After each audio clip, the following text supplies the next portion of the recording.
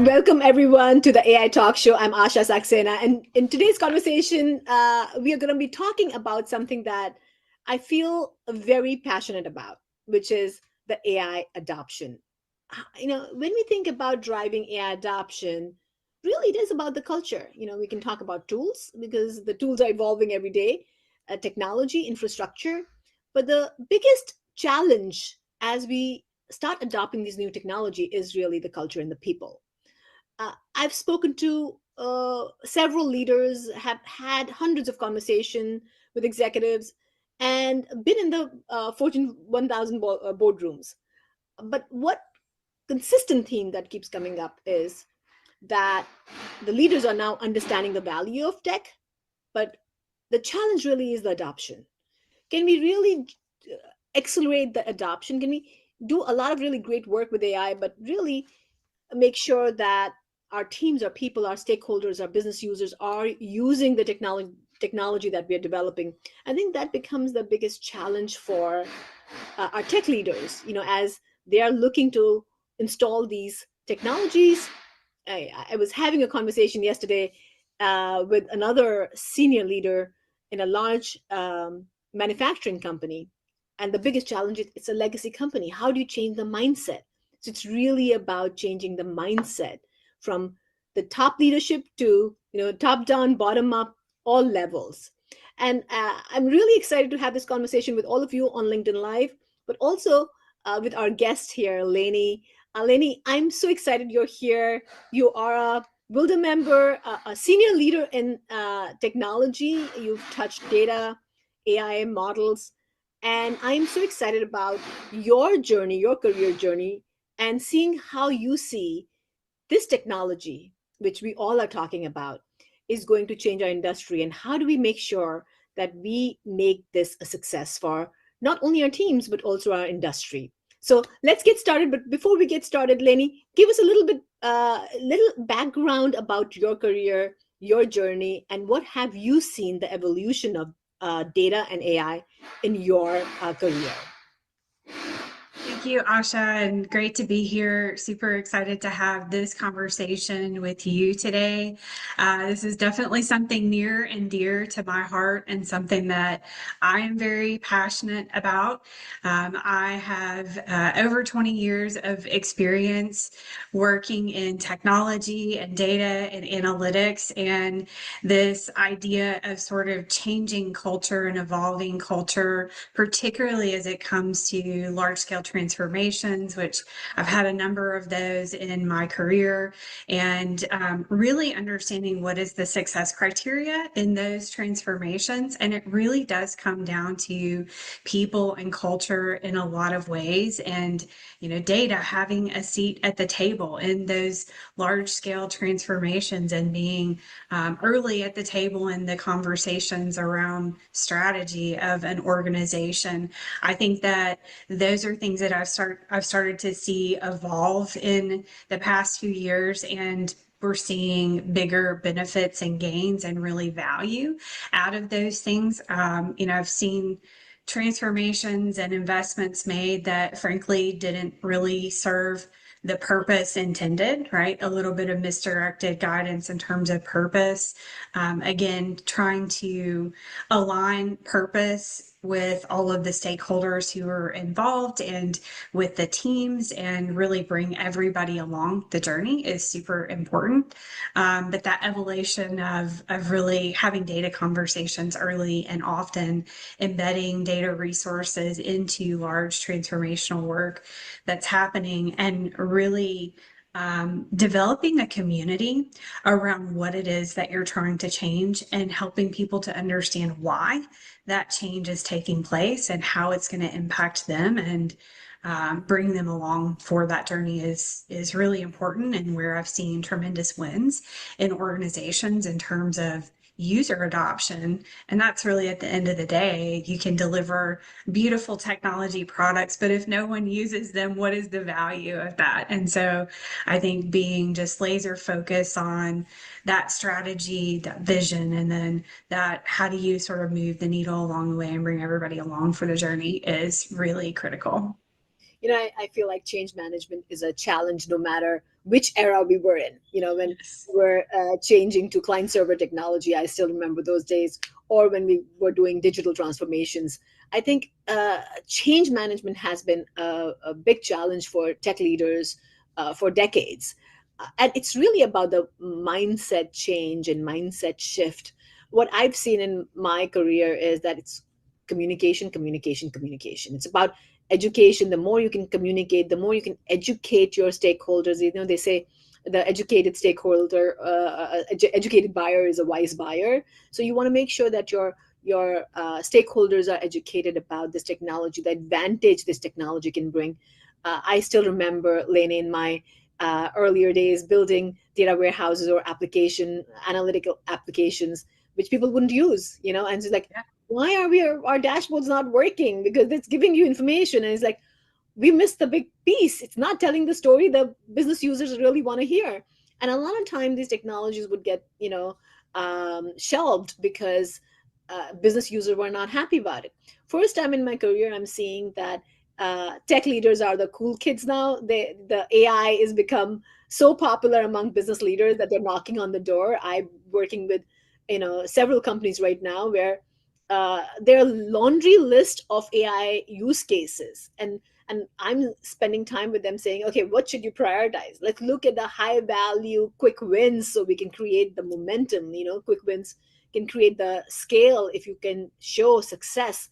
But so rightly said that we need to bring everyone along. As you said, that when you are launching an initiative of transformation, you need to make sure that you're bringing people along. And as you bring people along, it's about bringing them along early on, not waiting till you develop something and then getting them introduced to this technology, but really bringing them along. Simple technology like Copilot. I've talked to organizations where they're buying all these licenses, but they're not getting used. So now they're returning these licenses because not enough people know what to do with it or how to effectively use it. Have you seen these challenges, and how do you overcome that in your career? And I think what's been interesting to me is sort of seeing the shift, particularly with AI, in that the technology and even cloud, right? Like things are moving so much faster today than they did 5 years ago, much less 10 years ago. And so when you see this divide, and I'll pick on this because I see it come up over and over again, but there's this divide between technology and business, right? Like it's like we throw things over the fence between the two, like who's in the business and who's in technology. But I think what's really nice about the speed at which technology is moving, and like you said, that pull from business users to understand, know how to use this, the use cases that are sort of backing up, is how do we make everyone equally capable, or at least to a certain level, of these new technology capabilities so that it's not a differentiation between technology and business, just like data. It's everybody's responsibility, and you understand it, and it's a tool in your tool belt. Right. And I think that that's a real game changer, is when you sort of embed, because it's cultural, it's definitely on the people side. It's certainly about availability of tools, but we're seeing that proliferation through all organizations with things like Copilot, right? But people don't know how to use them. So it's like, how do you get people up to speed and feeling confident and wanting to understand how these things work? I've seen a lot of success with a smaller, federated core team or COE that's really like hosting and administering the technology, but really giving that capability to business users so that they are tech savvy, right? And building up a community so that a Copilot user can talk to another Copilot user and talk about what they got out of it, right? Or where they want more out of it, and bringing a partner into that conversation, even, and really building up communities where it's not, data or technology versus everybody else, but that it feels like a community and people are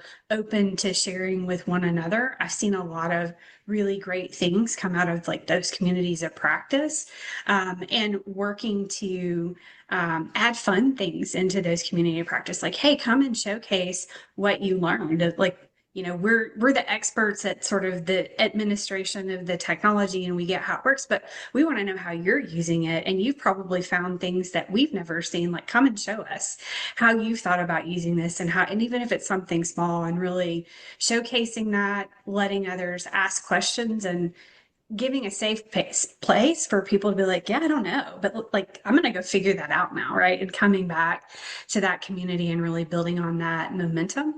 I've seen that add a tremendous amount of value to the culture and the organization. Number one, you get to explore curiosity, which I think is personally my own superpower, right? Like the ability to sit in and ask questions, and allow people to be in an environment where asking questions and not knowing everything and sort of figuring out things and talking about success and failure both, can be really beneficial to an organization really being innovative and ingesting those new tool sets and new capabilities that AI is bringing. Is really sort of that it's allowing people to be innovative, but you've got to be in a safe space for being like, yeah, I don't know what to do with this. Like, that's okay. That's where you're at, right? I can meet you where you're at today, and I can pair you with somebody who's maybe a step above you, who can show you the ropes, and you can learn and grow, right? And just for building out that community, I've seen a lot of really great value come of that. I love the two examples you gave. First is bring everybody along, but do it by building the community where they feel safe to come and ask questions, and know that there is a place they can go to. And a lot of center of excellence in large organization focus on that, becoming the community of experts who you can access and you can reach out to. But even if you don't have a center of excellence, I love the idea of building this, you know, consistent place where people can go to learn and feel invited and feel, not intimidated by a technology like AI. But I want to actually talk a little bit about data, because you and I have lived our lives in data, and a lot of time data becomes the dirty word because there's always questions and no one trusts the data and the security issues and all the problems are on data. And of course, the shiny object is the AI, even though the shiny object cannot work until the data is clean. So, and I speak around the world, and one of the conferences yesterday I was at, a lot of people started saying that our biggest challenge is the trust. We don't trust what the models are showing us. And so governance becomes really critical. Like, how do Yes. you govern this data? How do you secure this data? How do you create privacy so people can trust? How do you make sure that ethical and responsible practices are placed?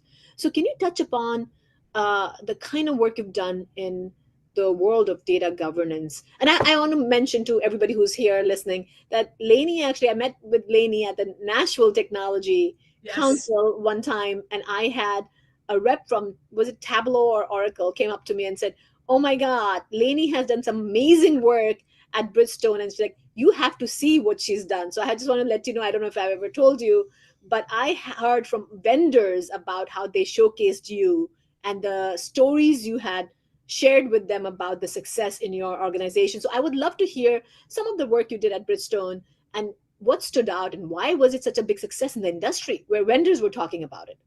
Yeah. Well, on the data governance side, I do think that that's critical and foundational. And in the work that I've done previously, that's at the forefront of anything that's related to data, AI, even transformational technologies. Things like ERP is really understanding what those data sets are that are most used, most common. How do you build trust around those? Having people who are their role has an aspect of making sure that this data is quality and making sure that that's part of an overall strategy, again, to match the business strategy. It's picking the right data sets. It's not everything. You're not going to boil the ocean, and you're not going to get to perfection, but you're going to move the needle and maturity of, where are you today and where do you want to be, and you're measuring those things, and there's accountability around it. And I think that that's core to any data practice, building on to AI and really being able to scale and having that trustworthy data set in an organization. It's, setting those metrics of where you want to be and really having a strategy to execute against, and the right people in place to help you with that. But I will say on the partnership side, and I think one of the really great successes that I've had with partners and also building out data culture, which I've worked in large organizations that have gone from our data is crap. We don't want to talk about data. That's not my job to everybody's excited and we have more than we can handle as a data practice to really add value to the organization. And that transition happened pretty quickly. But part and parcel of that was partnerships and really bringing partners in to help us with, like, here's what our strategy is. How do the tools that we've already invested in help us get there further, faster? And, once we had a strategic partnership or a partnership, we would really lean on them to continue to make sure that that's adding value into the organization. And that's really, bringing customers into that conversation to say, like, here's what your customers, your real end customers, not just the people who are purchasing the licenses, who are sitting in a data or an IT organization. Here's what your customers are saying. Here's what they like. Here's what they don't like. Tell us what your other customers are saying and help us to have those critical conversations to really move the needle to continue to get value out of your product. Right. And we did some really interesting things with partners. I'll give an example on the BI side since you brought that up, but we would do a Shark Tank event and we would go to our user community and say, all right, who would like to showcase, something that you've created this year for your business or segment or function, and actually showcase that. We'll have like some judges and we'll bring in our partners and you get to showcase the work that you've done. And so we would do that. And it was also always just this really high energy. People would come in and talk about, how they move the needle in supply chain and help with delivery on time through the use of an Alteryx tool or a Tableau tool. And so we would have the partners actually come in and be part of that audience, kind of asking questions, how do you do this? But like the momentum that you feel after an event like that and during an event was really incredible. And it was a great development opportunity for those individuals who are practicing data, right, Yeah. in their daily lives. But it was great for the partners to also understand exactly how customers were using it and where, they could help us move the needle. And so it was just this really phenomenal, like, practice that we put into place in collaboration with our partners, and it was exciting for everybody. So I love the idea of having things like that in place that you can really see and feel, and really help build momentum in organizations around how these tools can actually be very effective. I love that. I think, Laney, it's so important to work well with the vendors, because when you're working with your partners and you treat vendors as partners, you can really tap into a lot of knowledge bank where you can actually learn from what they're doing, what their product teams are doing, what their customers are doing, and build relationships so you don't fall as you're building or navigating your way into this new technology, because there are going to be loopholes, right? It's not, the technology is not perfect, but where and how you can apply that becomes really critical, and creating some wins becomes really critical. As we come to the end, we could continue talking for hours, Laney, on this topic. I always Agreed. say when I come to LinkedIn Lives, uh, it's a busy day for everyone, but really quick conversation about what are the biggest challenges. Clearly, the adoption is a big challenge for everyone, but how Yes. do you really navigate it? How do you make sure that, as you said, Lenny, build the community, bring everybody along, partner with the right vendors, learn from other customers, and make sure, be innovative. I love your Shark Tank approach, that you're bringing people involved and having them become innovative. Any last tip before we close? I would just say, with all of this, if you feel like you're at a point in your organization where you really want to increase the maturity, look for those pockets of where you may have either really great talent or some really fantastic work being done, and work on telling that story to a broader audience and start to build that continued momentum towards changing and talking about the vision of where you want to go. I think that those small wins can add up pretty quickly and really help to increase momentum in an organization. I And love thank you, Asha, for having me here today. This was that. wonderful. Of course. And I love that very quickly we all get to hear a little bit from Lainey and a little bit from our experiences of what we are doing or what we have seen. Hopefully, some of these tips would help you and give you some inspiration to go out and build a change in your organization, mind shift change in your organization, and be innovative. I think we are now living in the world where AI, we're going to have smart tools like AI, but how do we become curious? How do we become inquisitive? How do we ask questions, and what problem do we want to solve? It's really about the problem more than the solution. It's like identifying the right problem which can Yes. provide the highest value becomes really, really critical.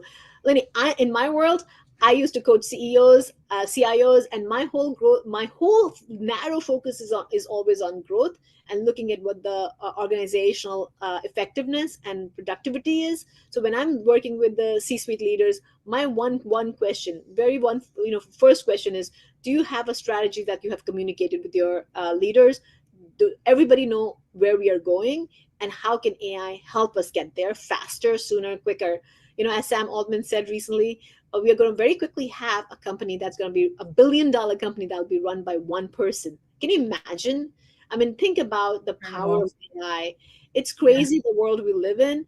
I am super excited about it. I hope you guys are too. We have to see the shiny up. It's not just about the shiny object. It's about really creating value, making effective decisions, and making sure we're using this technology to continue on the growth path, keep evolving as human beings, keep evolving as organization, and continue to keep providing value to our community.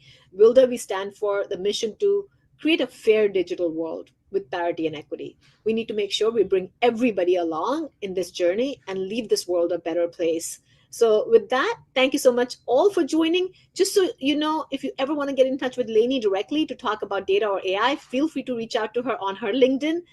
Lainey, would that be the right way for people to? Absolutely. Yes. And keep your questions coming. Let's keep this discussion going.